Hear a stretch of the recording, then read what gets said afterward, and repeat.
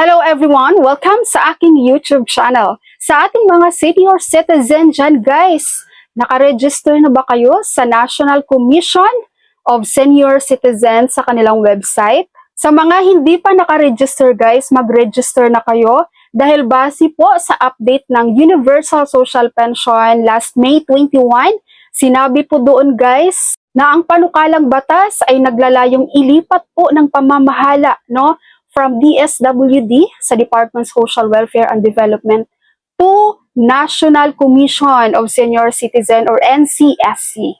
Kailan ba ito?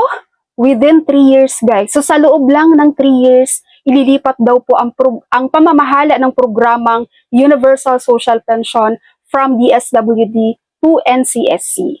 Base sa datos ng DSWD, mahigit kumulang 12 million ang senior citizens sa Pilipinas, no? Pero guys, kung titingnan nyo tong website ngayon ni National Commission of Senior Citizen, as of today, mahigit 5 million pa lang na senior citizens ang nakarehistro sa kanilang website. Kung natatandaan nyo guys, dati pa po ay hinihikayat na ng NCSC Chairman Franklin Quijano, no, ang mga senior citizen na mag-register sa kanilang website.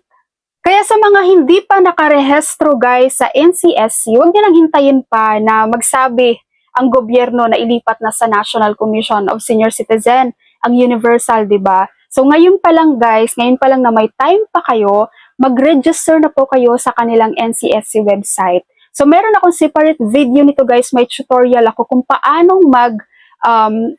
register sa online ng NCSC, no?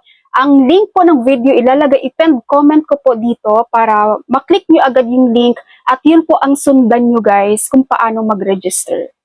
Step by step process yung ginawa ko guys, kaya mabilis lang talaga siyang sundan, hindi kayo malilito doon.